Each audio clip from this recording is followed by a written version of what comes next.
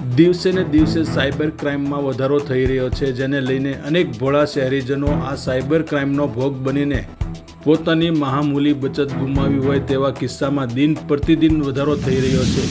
જેને લઈને ભાવનગર પોલીસ દ્વારા આજે એક પ્રેસ કોન્ફરન્સનું આયોજન કરવામાં આવ્યું હતું, જેમાં લોકોને ભાવનગરના એસપી દ્વારા સાયબર ક્રાઇમથી કઈ રીતે બચી શકાય તે અંગે જરૂરી માર્ગદર્શન પ્રેસના માધ્યમથી આપવામાં આવ્યું હતું. આજકાલ સાયબર ફ્રોડનું પ્રમાણ દિવસે દિવસે વધતું જાય છે.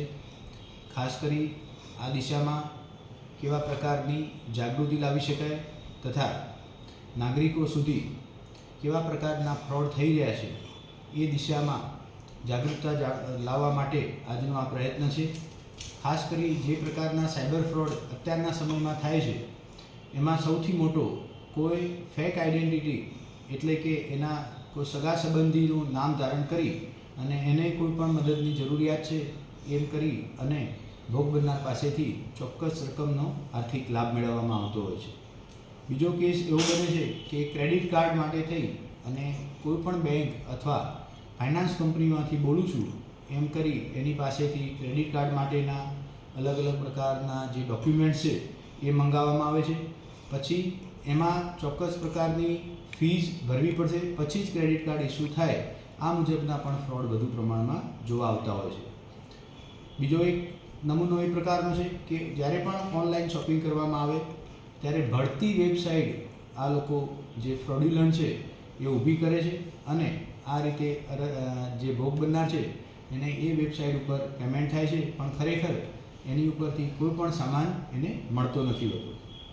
બીજો એક કે ફ્રોડ વિધાઉટ ઓટીપી પ્રમાણેનો પણ થાય છે કે જેમાં ખરેખર ભોગ બનનારની ઉપર કોઈ પણ ઓટીપી આવતો નથી હોતો અને એ જે માહિતી પૂરી પાડે છે એમાંથી એના એકાઉન્ટમાંથી ચોક્કસ પ્રકારની અમાઉન્ટ એ ડિડક્ટ થઈ જતી હોય છે.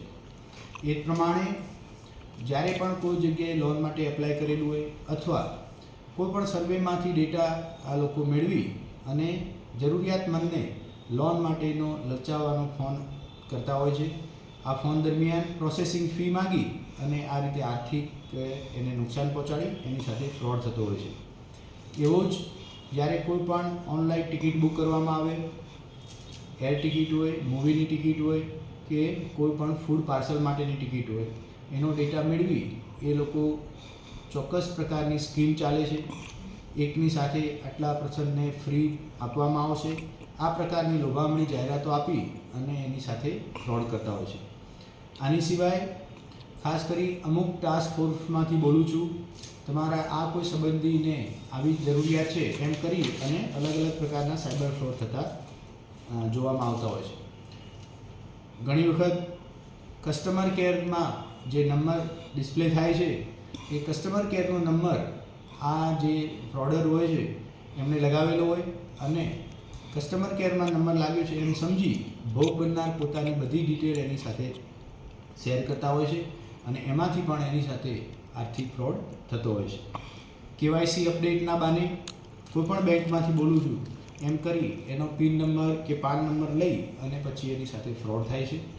બીજો એક પ્રકાર, આપને આટલા હજારની કે આટલી કિંમતની લોટરી લાગી છે પરંતુ એ લોટરીની જે પ્રોસેસિંગ ફી છે એ ભરવાની થશે, આવી લોભભરી જાહેરાત કરી અને એની સાથે છેતરપિંડી થતી હોય છે. આની સિવાય કોઈપણ પ્રકારના ઇલેક્ટ્રિસિટી બિલ, ગેસના બિલ, આ ટાઈપના બિલ ભરવામાં એમની કંપની મારફતે જો બિલ ભરવામાં આવશે તો આટલા ટકાનું ડિસ્કાઉન્ટ એમની કંપનીએ ઓફર કરેલું છે, આ મુજબની પણ એમની પાસેથી લોભામણી જાહેરાતો દ્વારા એ નાગરિકોને છેતરતા આવે છે. બીજો એક ટ્રેન્ડ અત્યારે એ જોવામાં આવે છે કે મેટ્રિમોનિયલ જે સાઇટ છે એ મેટ્રિમોનિયલ સાઇટ ઉપરથી ડેટા લઈ અને લગ્ન ઈચ્છુક યુવક અને યુવતીઓને અલગ અલગ પ્રકારના યુવક યુવતીઓ સાથે લગ્ન કરાવી આપવાની લાલચ અથવા તો એમની કંપનીમાં ચોક્કસ પ્રકારની ફી ભરવાથી એમનો બાયોડેટા આટલી જગ્યાએ મોકલવામાં આવશે, આ રીતે એમની સાથે આર્થિક ફ્રોડ કરવામાં આવતો હોય છે. બીજો એક, અત્યારે હાલ કોઈપણ અજાણ્યા નંબરથી ફોન આવે તો એમાં વિડીયો કોલ સ્ટાર્ટ થઈ જાય, સામેવાળો જે ફ્રોડ કરનાર વ્યક્તિ છે એ એનું સ્ક્રીન રેકોર્ડિંગ કરતો હોય, કોઈ અન્ય સામેનું પાત્ર પોતાના ન્યૂડ વિડીયો અથવા ન્યૂડ ફોટો એની સાથે મર્જ કરી ઘણી વખતે આ સ્ક્રીન રેકોર્ડિંગ મોર્ફ કરી અને ભોગ બનનારને મોકલવામાં આવે છે અને ચોક્કસ પ્રકારની નાણાકીય રકમની એની જોડેથી માગણી કરવામાં આવે છે. ખાસ કરી મોટા આ પ્રકારના આર્થિક ફ્રોડ આજકાલ ખૂબ જોવા મળતા હોય છે.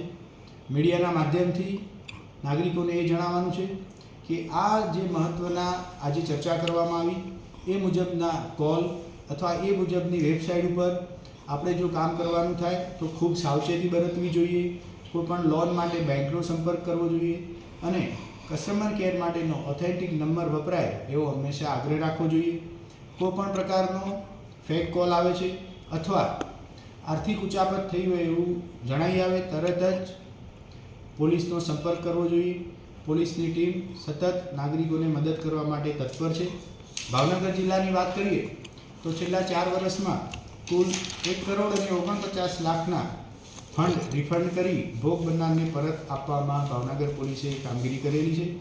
જ્યારે પણ પોલીસનો સંપર્ક ભોગ બનનાર કરે છે ખૂબ જ ગંભીરતા દાખવી આ મુજબના કેસમાં એની એમાઉન્ટ ફ્રીઝ કરી દેવામાં આવે છે અને એ ફ્રોડ કરનારના એકાઉન્ટ સુધી ન જાય એ દિશામાં ભગીરથ પ્રયત્ન કરી અને ભોગ બનનારને પૂરેપૂરી રકમ પાછી મળે એ દિશામાં પ્રયત્નો ચાલી રહ્યા છે.